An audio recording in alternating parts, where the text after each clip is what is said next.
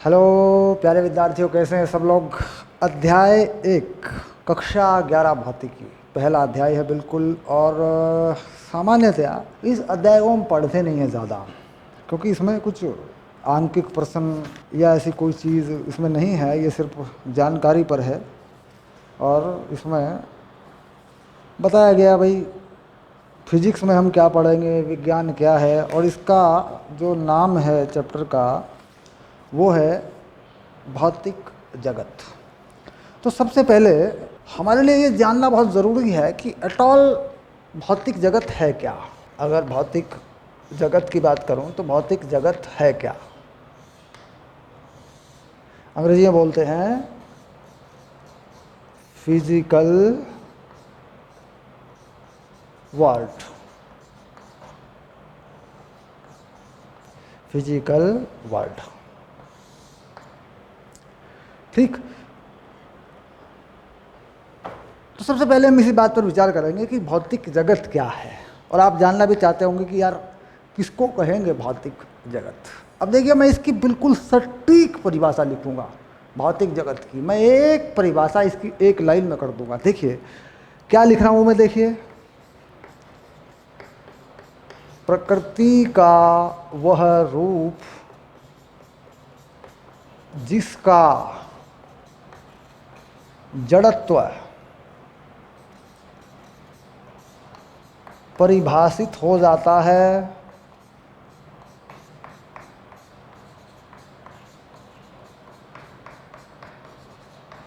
या जानने में आ जाता है, जानने में आ जाता है,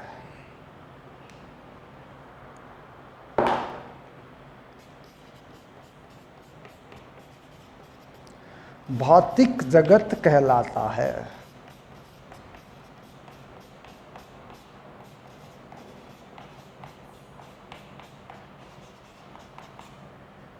ये है भौतिक जगत की परिभाषा एक लाइन में। यानी पर प्रकृति का वह रूप, यानी प्रकृति के बहुत सारे रूप हैं। प्रकृति का वह रूप जिसका जड़त्व, जड़त्व यानी किसको कहते हैं जड़त्व, बताओ। जड़त्व यानी द्रव्यमान, दूसरा नाम संहति, परिभाषित हो जाता है। यानी उसका द्रव्यमान परिभाषित हो जाता है कि यार ये वस्तु है, इसमें इतने ग्राम इतने किलोग्राम द्रव्यमान है, इससे कम है या ज़्यादा है। कुल मिलाकर अगर उसका जड़त्व परिभाषित हो जाता है या जानने में आ जाता है, भौतिक जगत कहलाता है। यानी भौतिक जगत प्रकृति है, प्रकृति का एक रूप है जिसका जड़त्व जानने में आ जाता है, ठीक। अब यहाँ पर द्रव्यमान के आधार पर या जड़त्व के आधार पर एक ऐसी भौतिक राशि है जिसे हम पूरी तरह भौतिक नहीं कह सकते। एक ऐसी भौतिक राशि है जो विज्ञान में अब तक रहस्य बनी हुई है, जिसे हम पूरी तरह भौतिक राशि नहीं कह सकते। वो क्या है? प्रकृति का पूरा रूप जानकारी में नहीं है, वो है प्रकाश।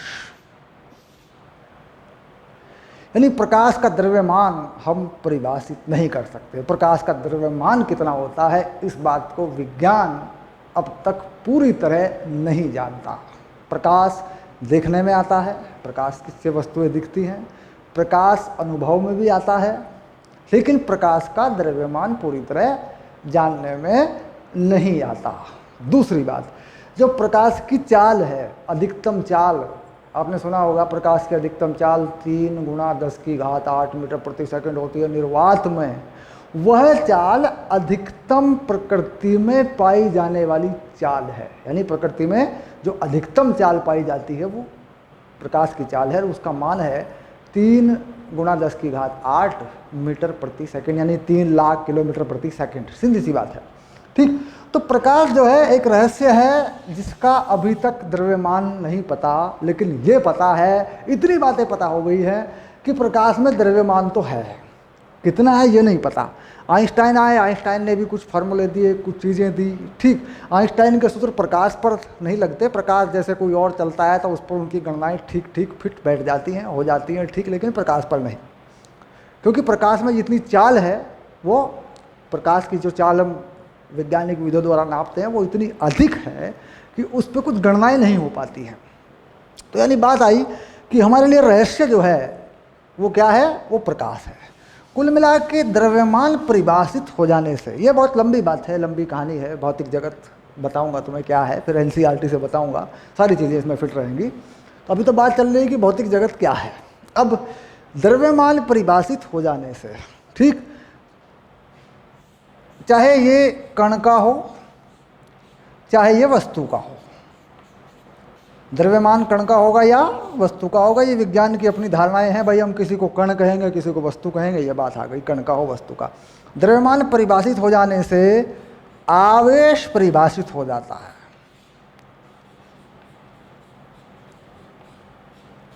यानी आवेश को भी द्रव्यमान ही रखता है। कभी ऐसा नहीं हुआ कि किसी वस्तु में आवेश तो हो, द्रव्यमान ना हो। ठीक, यदि किसी वस्तु का द्रव्यमान विलोप हो जाता है तो उसका आवेश भी विलोप हो जाता है। यानी अगर किसी वस्तु में द्रव्यमान का विलोपन हो जाता है, कुछ ऐसा परिवर्तन होता है प्रकृति में कि द्रव्यमान का विलोपन हो गया, साफ द्रव्यमान नहीं मिल रहा है, तो आवेश भी नहीं मिलता। इसका भी कारण प्रकाश से समझा जा सकता है। प्रकाश एक इलेक्ट्रॉन और एक पॉजिट्रॉन, ये दो कण हैं, इनसे मिलकर इनका विनाश हो जाता है तो यहाँ बनता है प्रकाश। और इस प्रकाश को हम फोटोन के नाम से भी कह सकते हैं, यानी फोटॉन, प्रकाश ऊर्जा का एक टुकड़ा। फोटोन के बारे में पूरी जानकारी मिलेगी, 12वीं कक्षा में हम जाएंगे, पढ़ेंगे, सारी बातें आती हैं। तो देखिए ये कौन था, ये था इलेक्ट्रॉन, और ये कौन था, ये था पॉजिट्रॉन। अब जब ये इलेक्ट्रॉन और पॉजिट्रॉन गायब हो गए, गायब होने से पहले इनमें द्रव्यमान था। गायब होने से पहले ध्यान रखेंगे, इलेक्ट्रॉन में द्रव्यमान था।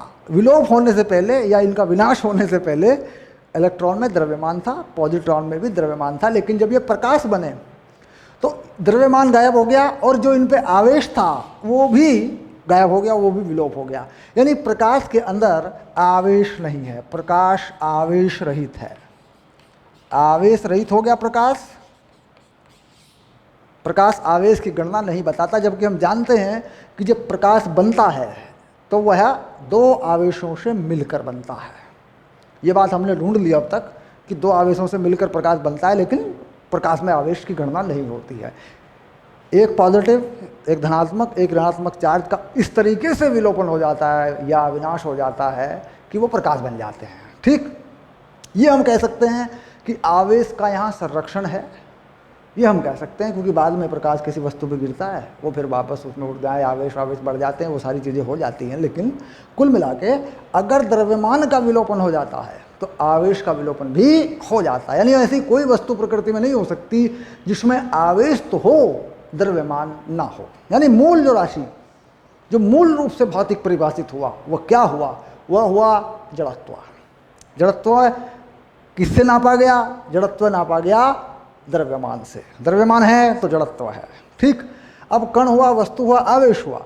अब कण में आवेश के कारण बल लगे, कण के द्रव्यमान के कारण इसमें गुरुत्व बल लगे। जो गुरुत्व बल है वो आप जानते हैं, गुरुत्व बल लगता है दो द्रव्यमानों के बीच में, वो भी लग गया। आवेश के कारण वैद्युत बल लगता है, ये भी पता लग गया, ये तो पढ़ लिया होगा, वैद्युत बल, ये लग गया। आवेश की गति के कारण, अगर ये आवेश है, ये गतिमान है किसी वस्तु के अंदर, तो इस गति के कारण आवेश, द्रव्यमान, आवेश और आवेश की गति के कारण चुंबकीय क्षेत्र भी तैयार हो गया, चुंबकीय क्षेत्र भी बन गया। ठीक, अगर मैं इन सारे बलों को देखूं और इनके पीछे छिपी हुई बात देखूं तो वो है द्रव्यमान। यानी जिसके पास द्रव्यमान नहीं है वह वस्तु है ही नहीं, ये मान के चलिए, वह वस्तु नहीं है। और वस्तु नहीं है तो उसकी जानकारी नहीं है, जानकारी नहीं है तो फिर भौतिकी कैसा, विज्ञान कैसा। तो प्रकृति का वह रूप जिसका जड़त्व परिभाषित हो जाता है या जानने में आ जाता है, भौतिक जगत कहलाता है। भौतिक जगत प्रकृति का वह रूप है जिसका द्रव्यमान जान लिया जाता है या जानने में आ जाता है। मान लीजिए ये चौक है, ये 2 ग्राम 5 ग्राम 3 ग्राम की है, जो भी है, तो परिभाषित हो जाती हैं सारी चीज़ें। ये किससे बनी है, कैल्शियम कार्बोनेट से बनी है, इसमें रॉक है, चट्टान है, बड़ा बड़ा जो भी है सब जानने में आ जाता है। तो पहले जानने में आएगा द्रव्यमान, ठीक, द्रव्यमान जानने में आएगा कितना है, उसके बाद उसमें आवेश है कितना है, द्रव्यमान पहले। अब यहाँ मान लीजिए इलेक्ट्रॉन में द्रव्यमान है, उसमें आवेश है, ठीक। अगर इलेक्ट्रॉन में द्रव्यमान ना हो तो इलेक्ट्रॉन गायब हो जाएगा, सिर्फ आवेश के दम पे इलेक्ट्रॉन रह नहीं सकता। तो कुल मिला के हमारी समझ में ये बात पक्की अब तक आ गई होगी कि भाई प्रकृति का वह रूप जिसका जड़त्व परिभाषित हो जाता है या जानने में आ जाता है वह भौतिक जगत कहलाता है, ठीक। अब यहाँ से हम शुरुआत करते हैं भौतिक जगत के चैप्टर की और देखते हैं कि पहला टॉपिक इसका क्या है। पहला टॉपिक है भौतिकी क्या है। पहला टॉपिक क्या है कि भौतिकी क्या है, फिजिक्स क्या है।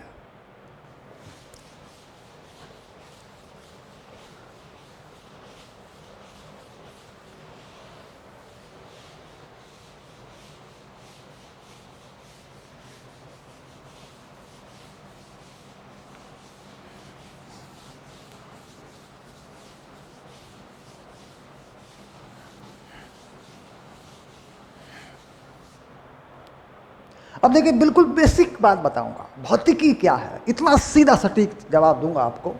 भौतिकी क्या है?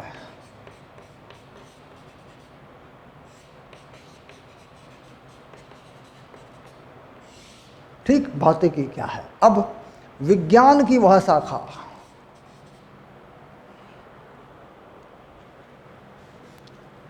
बिल्कुल एकदम सटीक बात बताऊंगा, विज्ञान की वह शाखा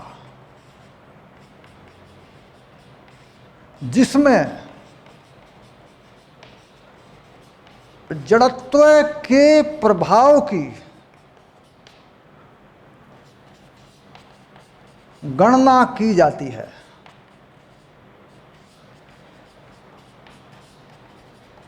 अर्थात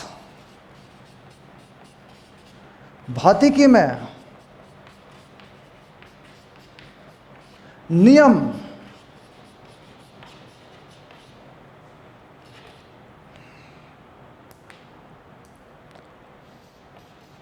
जड़त्व के आधार पर प्रतिपादित किए जाते हैं या खोजे जाते हैं, ये भी कह सकते हैं। बिल्कुल सरल सी परिभाषा है, विज्ञान की वह शाखा जिसमें जड़त्व के प्रभाव की गणना की जाती है। जड़त्व के प्रभाव की गणना, द्रव्यमान के प्रभाव की गणना, संहति के प्रभाव की गणना, ठीक। और अर्थात भौतिकी में नियम जड़त्व के आधार पर प्रतिपादित किए जाते हैं या खोजे जाते हैं या बनाए जाते हैं। यानी भौतिकी का आधार क्या है? जड़त्व। जड़त्व का प्रभाव जो है, जड़त्व के प्रभाव पर नियम होता है, ठीक। अब जहाँ जहाँ जड़त्व का प्रभाव है, जहाँ जहाँ पर द्रव्यमान का प्रभाव है, वहाँ वहाँ पर सब कुछ भौतिक है और भौतिक विज्ञान में है। अब इसका मतलब क्या होगा, ऐसे देख ले, समझ ले जरा। क्या होगा? जड़त्व का प्रभाव, पहला जड़त्व के प्रभाव आते हैं न्यूटन से और केपलर से। बहुत पुरानी बात कर रहा हूँ। न्यूटन और केपलर दो वैज्ञानिकों से जड़त्व के प्रभाव आते हैं। न्यूटन से आते हैं न्यूटन के नियम,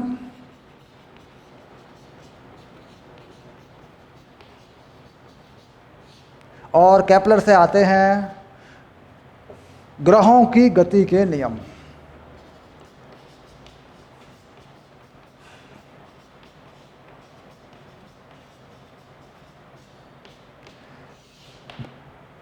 ठीक, तो न्यूटन के नियम बाद में बने न्यूटन के गति के नियम। न्यूटन के नियम, और ये भ्रांति हो जाती है अक्सर बच्चों को, और टीचरों को भी पता नहीं कितने लोगों को भ्रांति है कि यार न्यूटन के नियम क्या है, न्यूटन के गति के नियम क्या है। तो लोग बाग न्यूटन के गति के नियम को न्यूटन के नियम बना देते हैं। न्यूटन के नियम में अगर गणितीय गणनाएं शामिल कर दी जाए, न्यूटन के नियम में अगर गणितीय गणनाएं शामिल कर दी जाएं और कुछ शर्तें लागू कर दी जाएं, कुछ शर्तें लागू कर दी जाएं, तो वह नियम बन जाता है न्यूटन का गति का नियम। तो जानते हैं बच्चे, न्यूटन के गति के नियम बच्चे जानते हैं, ज़्यादातर टीचर जानते हैं। न्यूटन के नियम क्या है वास्तव में, ये बहुत कम लोग जानते हैं। न्यूटन का जो नियम है, न्यूटन के नियम कम लोग जानते हैं, न्यूटन के गति के नियम ज़्यादा लोग जानते हैं। ठीक, तो कुल मिला के यहाँ पर अब हम जान रहे हैं कि न्यूटन के नियम जब हमने पढ़े हैं 9वीं क्लास में, तो उसमें जड़त्व को ही परिभाषित किया गया है सबसे पहले, यानी द्रव्यमान को पहले परिभाषित किया गया, उसके बाद नियम बना दिए गए हैं। किसी वस्तु पर बल लगेगा तो उसमें परिवर्तन होगा, उसकी स्थिति में परिवर्तन होगा, उसके आकार में परिवर्तन होगा, उसकी आकृति में परिवर्तन होगा, उसकी भौतिक अवस्था में परिवर्तन होगा। उसके बाद फिर ये गणनाएं हो गई, गति के समीकरण बन गए, सब कुछ जो है चलता रहा। तो न्यूटन के नियम से बाद में ये आधार बना, इसका गणितीय रूप आ गया।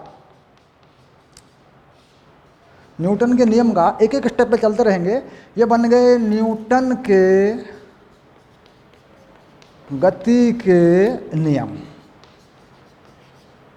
ठीक, न्यूटन के गति के नियम और केपलर के ग्रह गति के नियम को गणितीय रूप दे दिया गया। केपलर के नियम जो हैं, ग्रह गति के नियम, इनका गणितीय रूप न्यूटन के नियमों के आधार पर दिया गया। न्यूटन के गति के नियम बने, न्यूटन के नियम से न्यूटन के गति के नियम बने, उनका गणितीय रूप बना। उसके बाद न्यूटन के गति के नियम से ग्रहों की गति के गणितीय नियम बन गए, यानी केपलर के नियम गणितीय रूप में आ गए। कोणीय संवेग सुरक्षित होता है, सूर्य के चारों तरफ कोई ग्रह जो है एक दीर्घवृत्ताकार कक्षा में गति करता है, इसका आवर्तकाल, त्रिज्या, वर्ग जो भी नियम बने, उनका जो गणितीय रूप लगा वो न्यूटन के नियम से लग गया। न्यूटन के नियम यहाँ मिला दिए गए। फिर ये घटनाएं हो रही थी 1916 के लास्ट में, 1916 मैंने कह दिया, 1600 के आसपास ये घटनाएं, 1600-1700 के आसपास ये घटनाएं हो रही थी। केपलर के नियम पहले और न्यूटन के नियम अगर देखेंगे आप तो केपलर के नियम पहले से हैं, लेकिन उनका गणितीय रूप नहीं है। तो यहाँ पर भौतिकी की शुरुआत हुई, भौतिक जगत की शुरुआत हुई जड़त्व के आधार पर। ठीक, इसके बाद विज्ञान आगे बढ़ता गया। अब दो बातों का यहाँ पर समायोजन करना पड़ा। एक बात ये रही कि भाई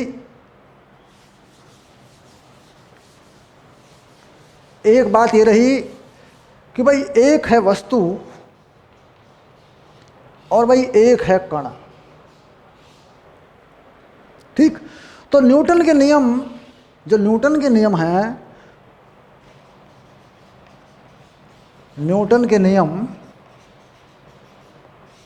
का जो गणितीय रूप है, न्यूटन के नियम का जो गणितीय रूप है, वह वस्तुओं पर लागू नहीं, वह कण पर लागू है। यानी न्यूटन के नियम कहाँ लगेंगे? कण पे लगेंगे।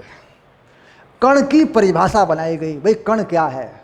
कह रहा जी कण वह है जिसका आकार बहुत छोटा है और सारा का सारा द्रव्यमान उस कण के केंद्र पर, एक बिंदु पर माना गया। तो यानी कण को एक बिंदु कण बना दिया गया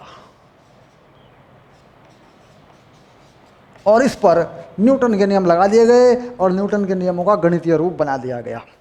यहाँ से विज्ञान आगे बढ़ता गया, यहाँ से विज्ञान धीरे धीरे आगे बढ़ता गया।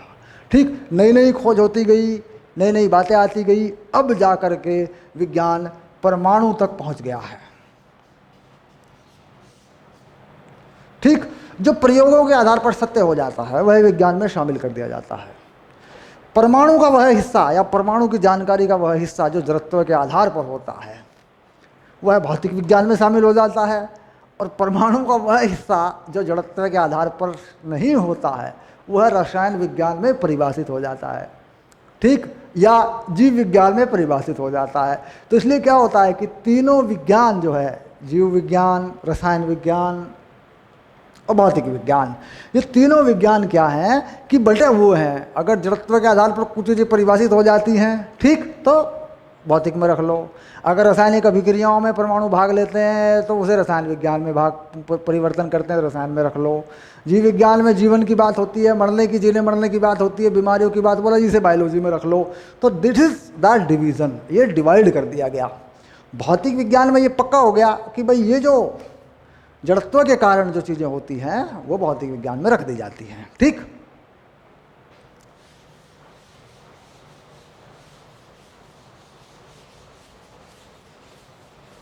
तो हम आगे बढ़ गए, भौतिकी क्या है, हम इस बात पर आ गए।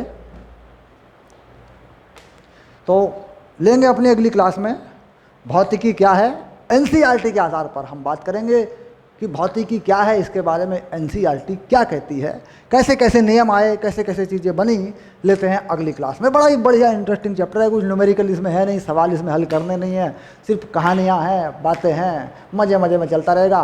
पेपर में, परीक्षा में इसमें से कुछ आने वाला नहीं है, पेपर में इसमें से कुछ नहीं आता, परीक्षाओं में कुछ नहीं आता, ये सिर्फ जानकारी वाला है, ये सिर्फ मनोरंजन के लिए है, जानकारी लो भाई भौतिक जगत क्या है, भौतिकी क्या है ना। चलिए मिलते हैं अगली क्लास में, बाय।